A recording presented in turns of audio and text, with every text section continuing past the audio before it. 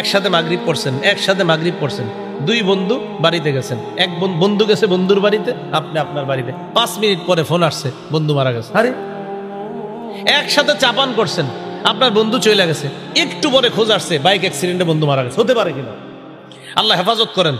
নবীজি বলেন বাদিরু বিল আমালি সাবআ, 7টা জিনিস তোমাদের জীবনে আসার আগে আমলে তোমরা মনোযোগী হও। কয় জিনিস আমাদের জীবনে আসার আগে আমলের প্রতিযোগিতা করা দরকার?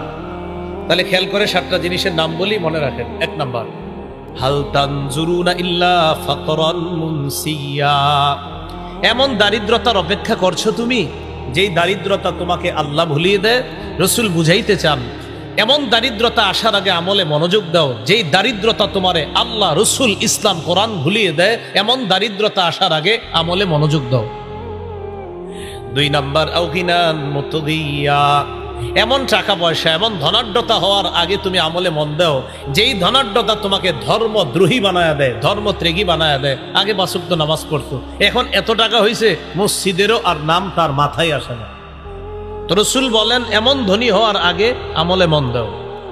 3 নাম্বার, আও মারাদান মুফসিদা, গুরুত্বপূর্ণ কথা, এমন অসুস্থতা আসার আগে আমলে মনোযোগ দাও যে অসুস্থতা তোমার দেহটাকে নিস্তেজ বানায়া দেয়।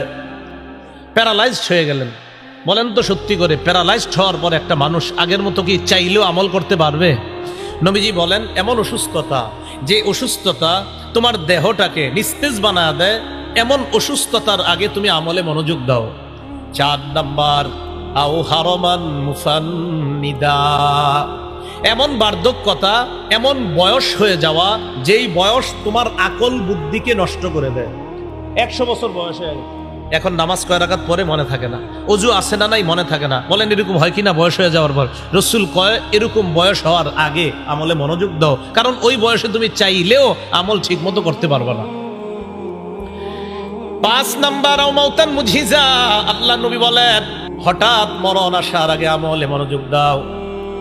একসাথে মাগরিব পড়ছেন, দুই বন্ধু বাড়িতে গেছেন, এক বন্ধু গেছে বন্ধুর বাড়িতে, আপনি আপনার বাড়িতে, 5 মিনিট পরে ফোন আসছে বন্ধু মারা গেছে। আরে একসাথে চা পান করছেন, আপনার বন্ধু চলে গেছে, একটু পরে খোঁজ আসছে বাইক অ্যাক্সিডেন্টে বন্ধু মারা গেছে। হতে পারে কিনা? আল্লাহ হেফাজত করেন, আল্লাহ এই জাতীয় অ্যাক্সিডেন্ট থেকে হেফাজত করেন। রসুল বলেছেন কিয়ামতের এটা একটা আলামত হবে যে কিয়ামতের আগে হঠাৎ মৃত্যুর সংখ্যা, ব্যাপক হারে মৃত্যুর সংখ্যা বেড়ে যাবে। নবীজি বলেন এই হঠাৎ মরণ আসার আগে ইবাদত করো। তুমি 5 মিনিট পরে মারা যেতে পারো, এই 5 মিনিট জিকির করো, বেশি বেশি ইবাদত করো। 5 নাম্বার। 6 নাম্বার, দাজ্জাল ফাশাররু গায়বিন ইউনতাজার, দাজ্জাল আসার আগে আমলে মনোযোগ দাও। অপেক্ষমান বস্তুসমূহের মধ্যে দাজ্জাল সবচেয়ে নিকৃষ্ট, সে আসার আগে আমলে মনোযোগ দাও। ও আসলে তো মাথায় ঠিক থাকবে না। ওর প্রথম দিনটা হবে মাত্র 1 বছরের সমান, দ্বিতীয় দিনটা হবে 1 মাসের সমান, তৃতীয় দিনটা হবে 1 সপ্তাহের সমান, বাকি 37 দিন ঠিক থাকবে। 40 দিনের সে ক্ষমতা নিয়ে পৃথিবীতে আসবে। প্রথম দিনটা 1 বছরের সমান, ভাবা যায় দিন শুরু হওয়ার পর 1 বছর পর রাত আসবে। ওই পরিস্থিতিতে কি অবস্থা কি ভালো হবে না খারাপ হওয়ার সম্ভাবনা বেশি? রসুলকে এরকম অবস্থায় পড়ার আগে আমল করো। 7 নাম্বার, কিয়ামত আসার আগে আমলে মনোযোগ দাও। কিয়ামত আসলে তুমিও থাকবে না, ঘর বাড়ি থাকবে না, কিচ্ছু থাকবে না, মাঠ ঘাট কিছু থাকবে না, আমার তোমার আমাদের কারো কিছু থাকবে না।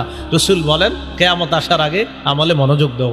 কয় জিনিস আসার আগে আমলে মন দিতে বললেন? রসুল উপদেশটা মানতে বললেন, আল্লাহ মানার তৌফিক দান করেন। আচ্ছা, রসুলের এই বলাটা কি হাদিস?